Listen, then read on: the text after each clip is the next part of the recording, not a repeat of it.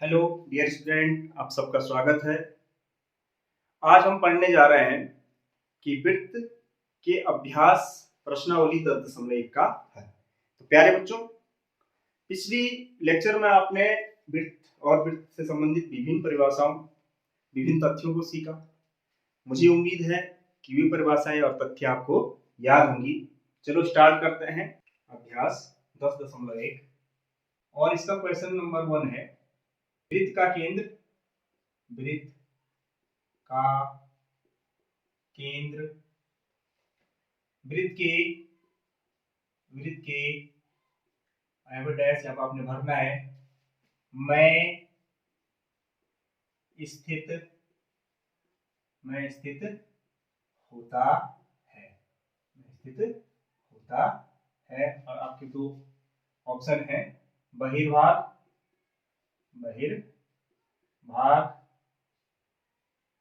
या अभियंतर।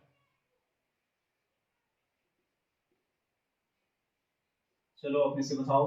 Very good. तो पिछली कक्षा में बताया भाई कि वृत्त है, हमारे पास कोई वृत्त है और एक स्थिर बिंदु होता है जो उसका क्या कहलाता है, केंद्र कहलाता है। तो देखो बच्चों, वृत्त का केंद्र कहाँ स्थित है, अंदर है बाहर?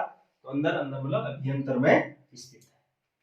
तो हो जाएगा अभ्यंतर में स्थित है। क्लियर बच्चों? Very good. नेक्स्ट है एक बिंदु जिसकी वृत्त के केंद्र से दूरी त्रिज्या से अधिक है। अब देखो बच्चों, केंद्र से दूरी त्रिज्या से, देखिए त्रिज्या, देखो त्रिज्या यहां से और यहां तक है, त्रिज्या यहां पर से यहां तक है, लेकिन एक ऐसा बिंदु है जो जिसकी दूरी इतने से अधिक है। अब इतने से अधिक दूरी तभी होगी जब वो बिंदु कहां होगा, इस वृत्त के परिधि से क्या होगा, बाहर स्थित होगा। जैसे एक यहां पर कोई बिंदु है, यहाँ पर कोई बिंदु P, तो अगर हम O से P को मिलाएंगे तो आप देख ही रहे होंगे कि ये जो दूरी है की त्रिज्या से क्या होगी, अधिक होगी। तो ये बिंदु कहां स्थित होगा, त्रिज्या से अधिक दूरी होने के लिए बिंदु कहां स्थित होगा, बहिर्भाग में स्थित होगा। कहां स्थित होगा बच्चों, बहिर्भाग में स्थित होगा। करेक्ट है, वेरी गुड। तो ये होगा बहिर्भाग में स्थित। ठीक है बच्चों, बस जो पिछली बार आपने जो पढ़ा उसी पर आपने क्या करना है, इन क्वेश्चनों के आंसर देने हैं। अब तीसरा देखिए बच्चों, तीसरा में देखो, अब इसमें ऑप्शन नहीं है, अपने आप लिखना है कि वृत्त की सबसे बड़ी जीवा वृत्त का कहलाता, क्या कहलाता बच्चों? पिछली बार हमने सीखा कि भाई वृत्त है, ठीक हो गया, ये इसका क्या है, केंद्र है। सबसे बड़ी जीवा हम खींचेंगे तो सबसे बड़ी जीवा कहां से होकर जाती है, इसके केंद्र से होकर जाती है। तो जो केंद्र से होकर जाने वाली जीवा और जो सबसे बड़ी होती है वो वृत्त का क्या होता है बच्चों? हाँ शाबाश, वो वृत्त का क्या होता है, व्यास होता है। क्या होता है बच्चों? वृत्त का व्यास होता है। क्लियर है, बहुत बढ़िया। अब है नेक्स्ट चौथा, एक चाप है, उसका नाम बताना आपने जब इसके सिरे क्या है, व्यास के सिरे हैं। अब देखो बच्चों, चलो इसी में देखो, ये देखो, ये व्यास है, ये भी क्या है बच्चों, व्यास है। और ये जो चाप है, ये चाप है, इसका एक सिरा देखो, इस व्यास का सिरा A और दूसरा सिरा, इस व्यास का दूसरा सिरा B है। तो ऐसे चाप जो व्यास के सिरे होते हैं वो चाप दोनों क्या होते हैं, बराबर होते हैं, और उनको वो चाप क्या बनाता है बच्चों, अर्धवृत्त बनाता है। तो वो चाप क्या कहलाएगा, अर्धवृत्त कहलाएगा। क्या कहलाएगा, अर्धवृत्त कहलाएगा। करेक्ट, ठीक है। एक चाप जिसके सिरे व्यास के सिरे होते हैं उसे क्या कहते हैं बच्चों, उसे हम कहते हैं अर्धवृत्त कहते हैं। नेक्स्ट देखो पांचों में देखेंगे बच्चों, वृत्तखंड एक चाप तथा वृत्तखंड एक चाप तथा, यहां पर भरना है डैश, ठीक है, के बीच का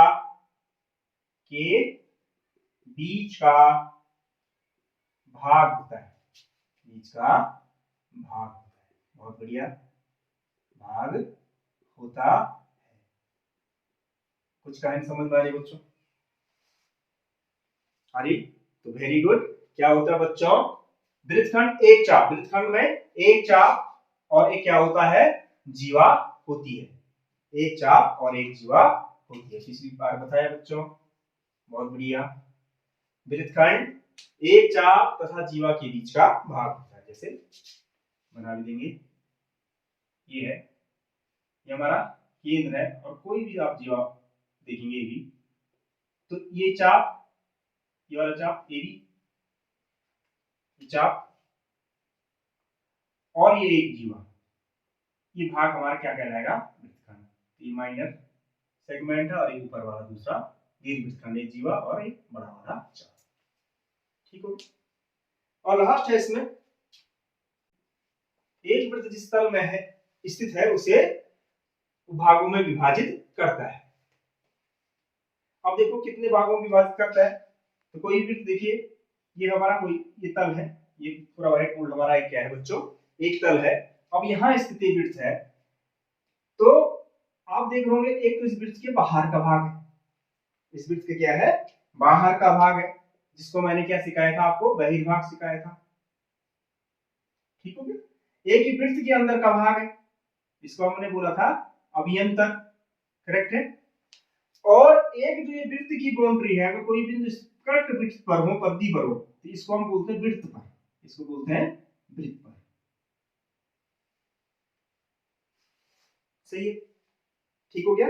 एक बार और क्लियर करने से कि कोई वृत्त अगर किसी तल में बना हुआ है, तो वृत्त से जो बाहर है उसको हम क्या बोलते हैं? बहिर्भाग बोलते हैं।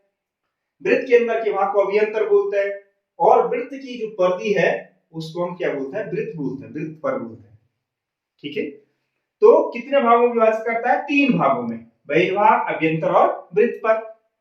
और एक बात और स्पष्ट कर दें कि जो अभ्यंतर होता है और जो वृत्त पर जो भाग होता है, वृत्त की जो क्या होती है बच्चों? बाउंड्री होती है, उसको हम क्या बोलते हैं? वृत्तीय क्षेत्र बोलते हैं। क्या बोलते हैं बच्चों? उसे हम वृत्तीय क्षेत्र बोलते हैं। वृत्तीय क्षेत्र में वृत्त के अंदर का भाग, वृत्त के अंदर का भाग, ठीक हो गया?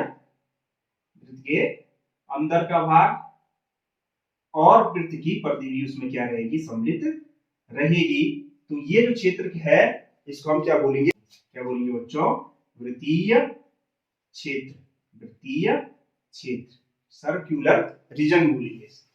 तो कितने भागों में विभाजित करता है बच्चों? 3 भागों में विभाजित करता है। कितने भागों में? 3 भागों में विभाजित करता है। आई होप बच्चों कि आप इन अभ्यास प्रश्नों की मदद से जो पिछले लेक्चर में हमने पढ़ा उसको आप समझ पाए होंगे। अब इसका जो क्वेश्चन नंबर 2 है, ट्रू एंड फॉल्स, सत्य और असत्य, उसको आप स्वयं से करेंगे। मुझे उम्मीद है कि आप उसको भली भांति कर पाएंगे। तो प्यारे बच्चों, आप इसे पॉज करके नोट कर लीजिए। वेरी गुड, कर लिए बच्चों? चलो इसे मिटा लिया जाए। बहुत बढ़िया। अब बच्चों इस टॉपिक में हम आगे बढ़ेंगे और हम पढ़ेंगे कि किसी भी जीवा के द्वारा अंतरित कोण, किसी भी जीवा के द्वारा अंतरित कोण।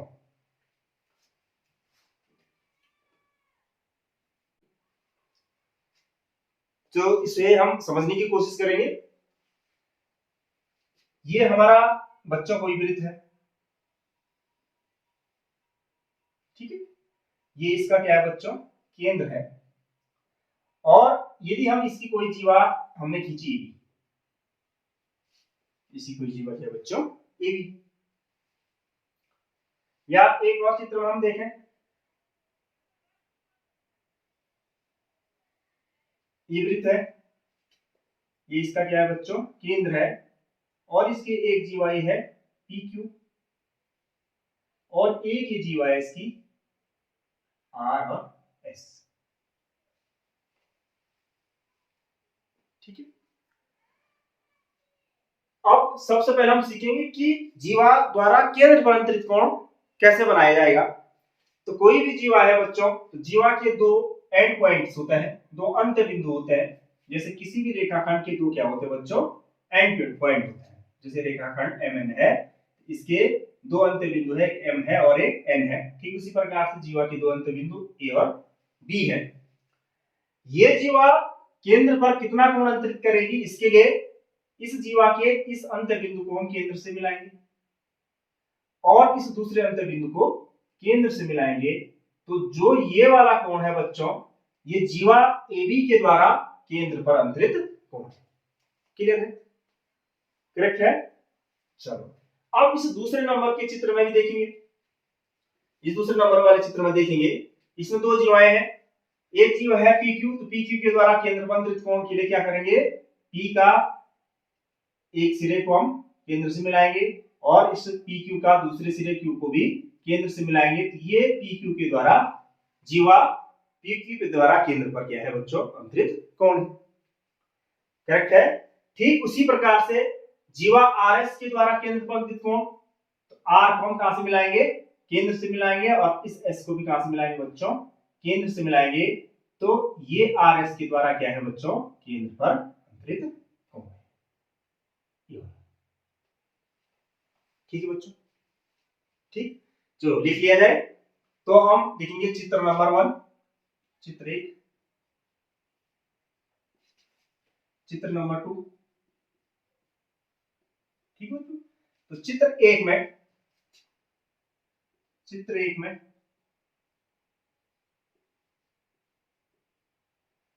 जीवा AB के द्वारा, जीवा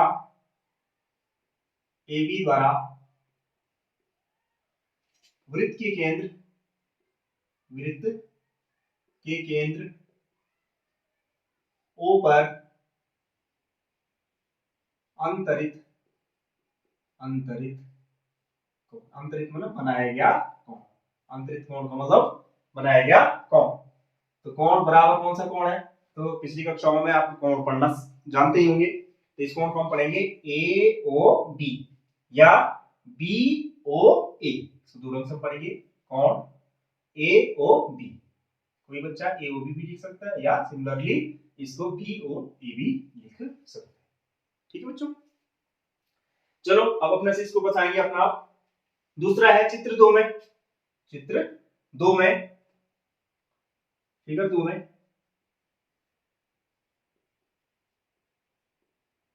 चित्र 2 में देखो बच्चों, चित्र 2 में पहले हम जीवा PQ के द्वारा, जीवा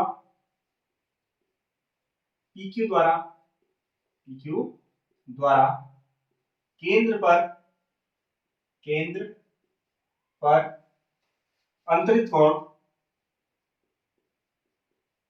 अंतरित कोण बना। बताओ, शाबाश, वेरी गुड। तो ये हो जाएगा बच्चों POQ, कोण POQ। समझ में आया? बहुत सुंदर। ठीक इसी प्रकार से जीवा, दूसरी जीवा भी इसमें RS, जीवा RS दिखाई दे रहा, द्वारा, द्वारा केंद्र पर, केंद्र पर अंतरित कोण,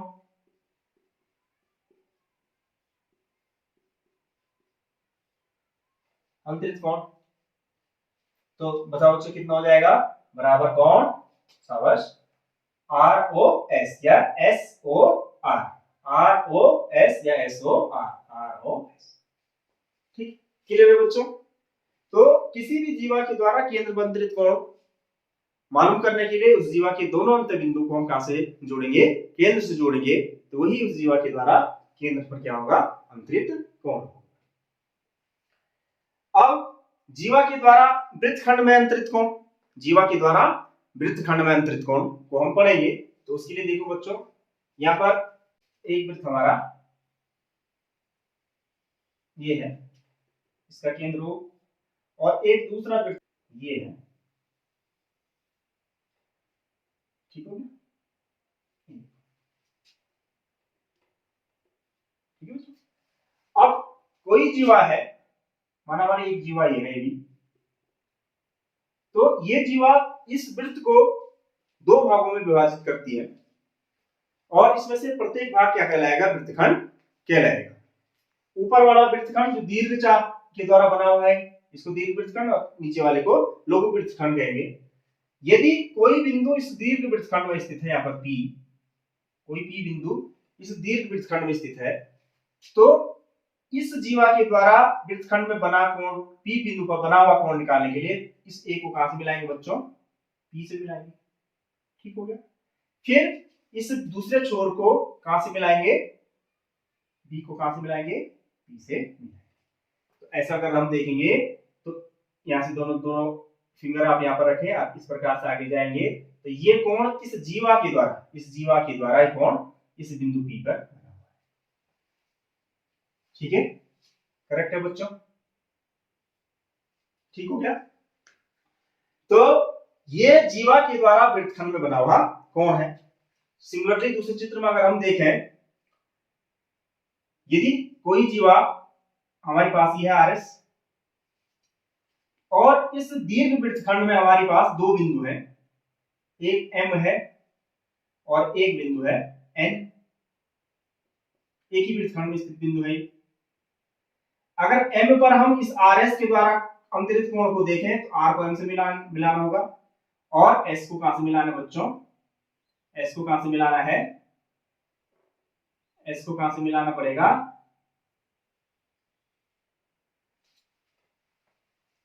M से मिलाना है। तो ये RS के द्वारा M पे बना हुआ कोण है, करेक्ट है। ठीक उसी प्रकार से RS के द्वारा N पे बना हुआ कोण देखना है तो क्या करेंगे? R को कहां से मिलाएंगे? R को कहां से मिलाएंगे? N से मिलाएंगे। ठीक हो गया। R को मिलाएंगे हम N से और फिर N को कहां से मिलाएंगे बच्चों? S से मिलाएंगे। ये कोण है। ठीक हो गया।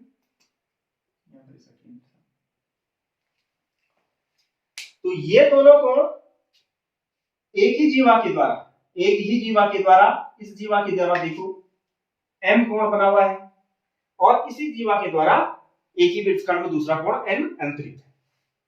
ठीक हो गया। इसी प्रकार से अगर एक हम तीसरा बिंदु लें या इसमें देखें, अगर लघु वृत्तखंड में हम कोई बिंदु लें, यहाँ पे देखो लघु वृत्तखंड में बना कोण कोई बिंदु अगर हम Q लें तो इस Q कोण को बनाने के लिए हम A को कहां से मिलाएंगे? Q से और B को Q से मिलाएंगे। तो ये जो कोण है ये कहां बना हुआ कोण है? लघु वृत्तखंड में बना हुआ कोण, करेक्ट? समझ में आया बच्चों? तो मुझे उम्मीद है आप किसी जीवा के द्वारा केंद्र पर अंतरित कोण और किसी जीवा के द्वारा वृत्तखंड में अंतरित कोण को आप लोग भली भांति समझ पाए होंगे। तो इसे लिखेंगे तो चित्र नंबर 3 में, चित्र नंबर 3 है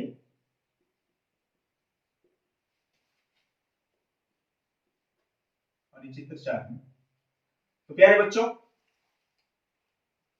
जीवा द्वारा चित्र 3 में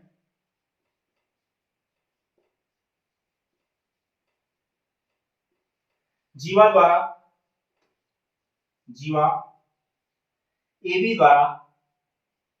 AB द्वारा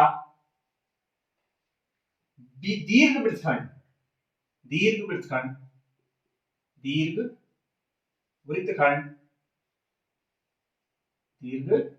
वृत्तखंड में बना कोण। ठीक है बच्चों, ये हो जाएगा कोण APB, करेक्ट है बच्चों। और लघु वृत्तखंड में बना कोण, लघु वृत्तखंड में बना कोण, तो ये कोण हो जाएगा बच्चों कोण AQB, ठीक है, या DQA।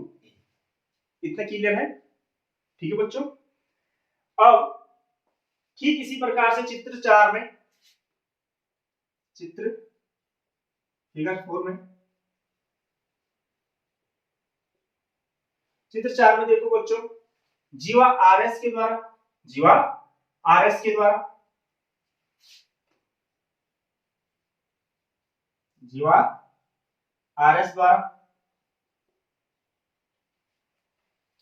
एक ही वृत्तखंड में बने कौन, दीर्घ वृत्तखंड में बने कौन, एक ही बात है, एक ही वृत्तखंड में बने कौन, एक ही वृत्तखंड में बने कौन,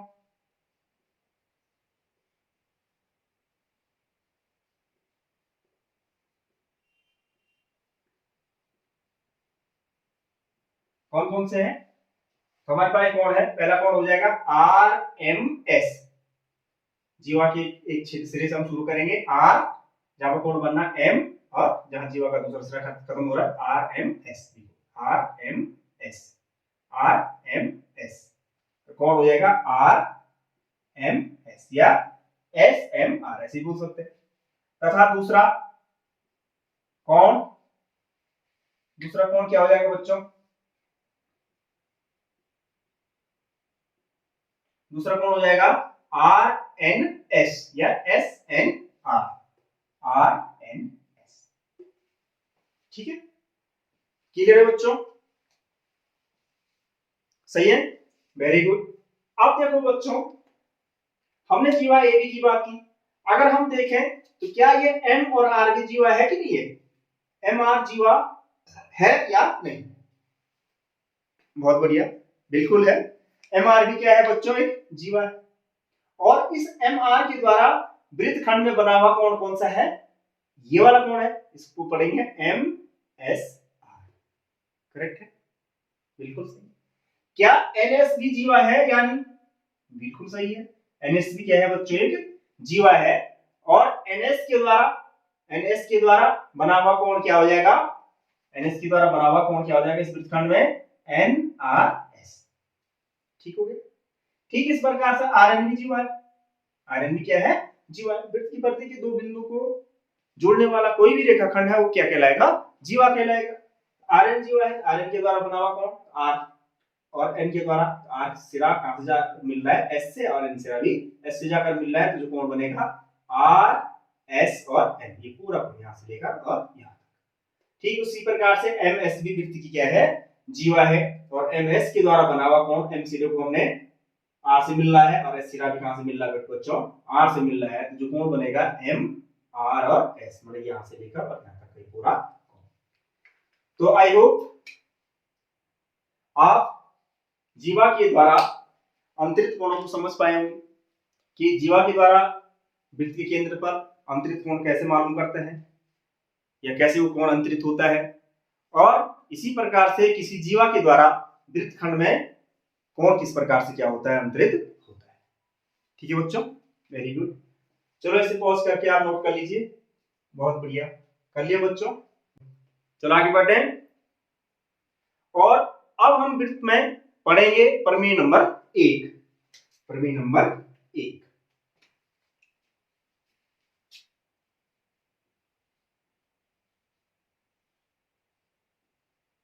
वृत्त की बराबर जीवाएं वृत्त के केंद्र पर बराबर कोण अंतरित करती हैं, तो ये प्रमेय का कथन है, बहुत ही इंपॉर्टेंट है, तो आप लोग थोड़ा ध्यान दें।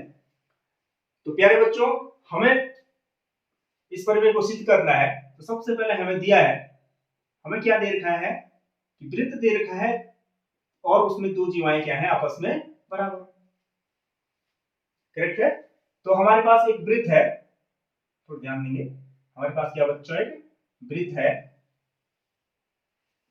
ठीक, और इस वृत्त में वृत्त का केंद्र है, दो जीवाएं हैं, एक जीवा ये है, ठीक है, और एक जीवा इसी के बराबर, एक जीवा इसी के बराबर ये है सी डी,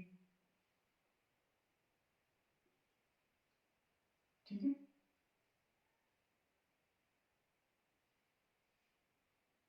एक जीवा ये ए बी, और ठीक उसी के बराबर दूसरी जीवा सी डी, और हमें दिया है कि ये दोनों जीवाएं क्या है बच्चों, बराबर, ये दोनों जीवाएं क्या है आपस में बराबर है, ठीक है, तो हमें यहां पर लिखेंगे, दिया है वृत्त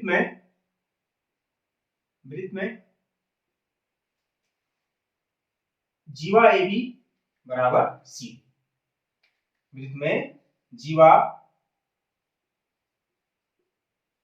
ए बी बराबर सी, ये हमें क्या कर रहा है, दिया है। वृत्त में जीवा AB बराबर जीवा CD। अब हमें सिद्ध करना है बच्चों, हमें क्या करना है, सिद्ध करना है।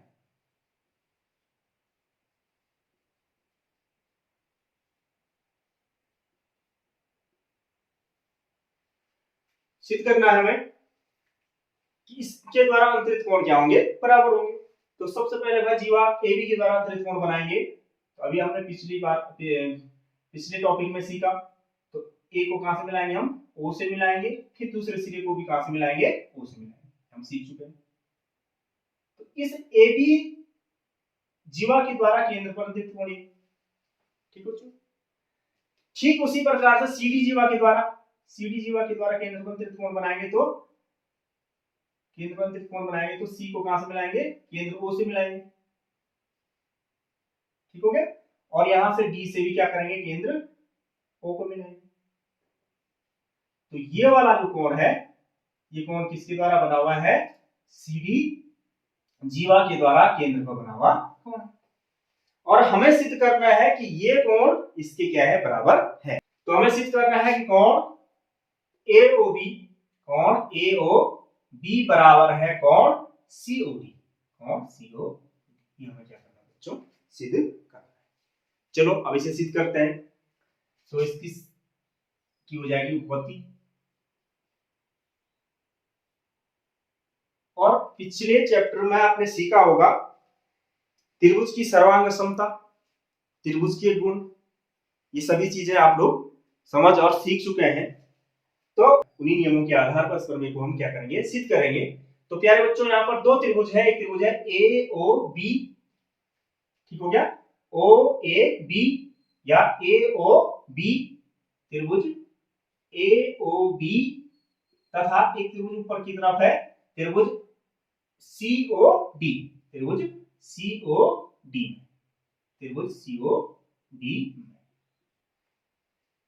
ठीक हो गया। त्रिभुज AOB और त्रिभुज COD,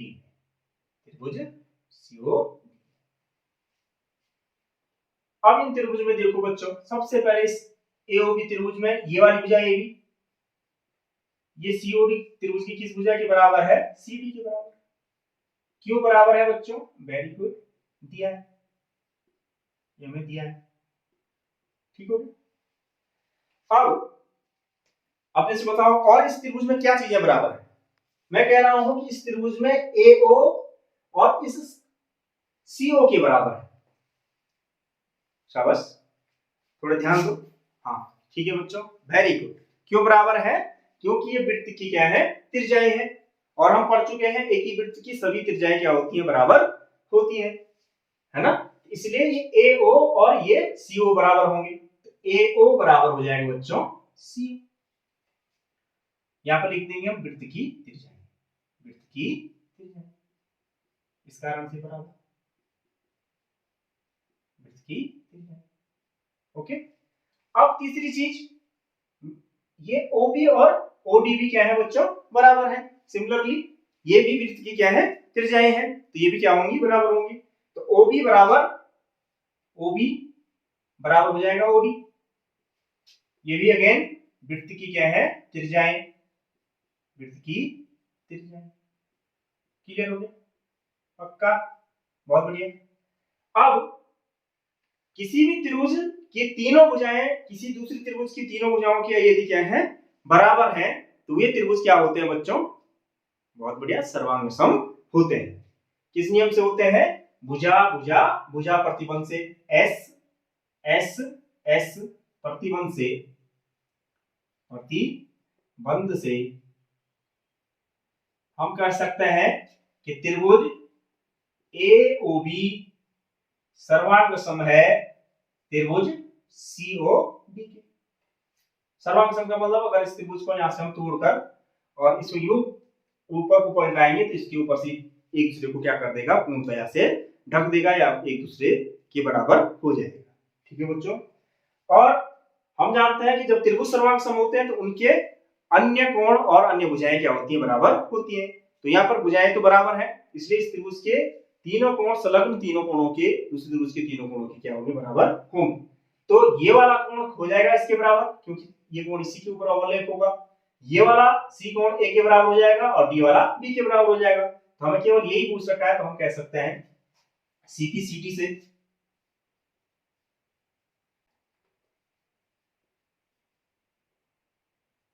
कि कोण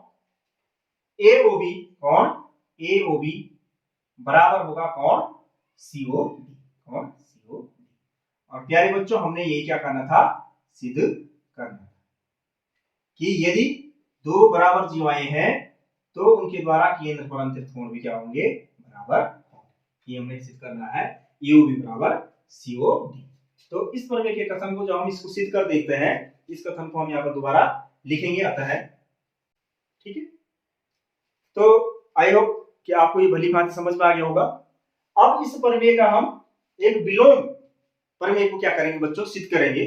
विलोम प्रमेय कहती है कि यदि दो जीवाएं वृत्त के केंद्र में बराबर कोण अंतरित करती हैं तो वे जीवाएं आपस में क्या होती हैं, बराबर होती हैं।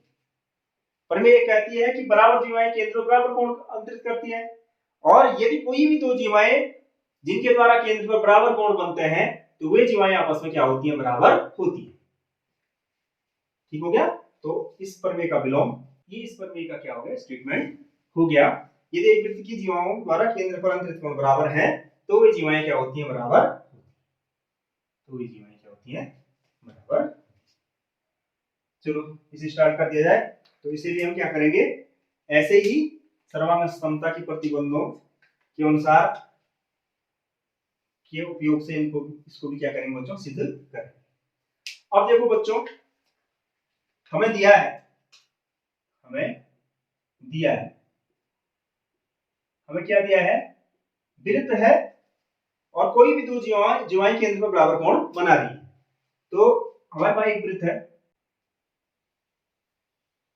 ठीक हो गया, इसका केंद्र है, और कोई भी दो जीवाएं, एक जीवा हमारी ये है बी और एक जीवा हमारी ये है सी। अब ये हमें मालूम नहीं है कि बराबर है, लेकिन इनके द्वारा बनाए गए कोण क्या है, बराबर। अब ये सत्य है, ठीक हो गया।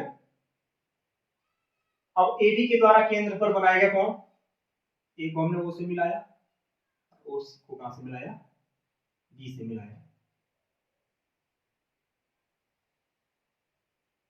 ये कोण बना। इस प्रकार सी डी के द्वारा केंद्र बना कोण, सी को ओ से मिलाया और ओ को डी से मिलाया, तो ये कोण बना, करेक्ट, ठीक हो गया। और हमें दिया है कि ये कोण और ये कोण क्या है, बराबर। हमें दिया है कि ये कोण और ये कोण क्या है बच्चों, बराबर है। तो हमें दिया है वृत्त में जीवाओं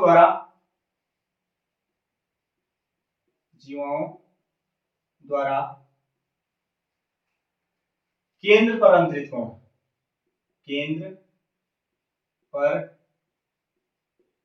अंतरित कोण, ठीक है बच्चों। कौन सा कोण है, पहले कोण एओबी, कोण एओबी, और ये बराबर है कोण सीओडी, करेक्ट है, ठीक है बच्चों। अब हमें सिद्ध करना है, बच्चों सिद्ध करना है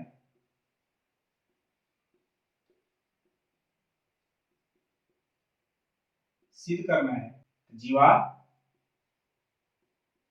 ए बी बराबर सी। ये हमें क्या करना है, सिद्ध करना है, करेक्ट। अब देखो इसकी उत्पत्ति देखें, तो यहां पर भी प्रमेय एक की तरह है। आप देख रहे होंगे कि दो त्रिभुज बने हैं, एक त्रिभुज है एओबी, तो त्रिभुज एओबी, तथा दूसरा त्रिभुज बना है सीओडी, त्रिभुज सीओडी। अब इनमें बराबर जो भाग है उनको हम देखेंगे। सबसे पहले देखो बच्चों, इस त्रिभुज का एओ और इस त्रिभुज का सीओ बराबर है। अभी पिछली बार बताया, क्योंकि ये क्या है, वृत्त की त्रिज्याएं हैं। तो हम यहाँ पर लिख सकते हैं कि एओ बराबर सीओ, क्यों बराबर है, ये वृत्त की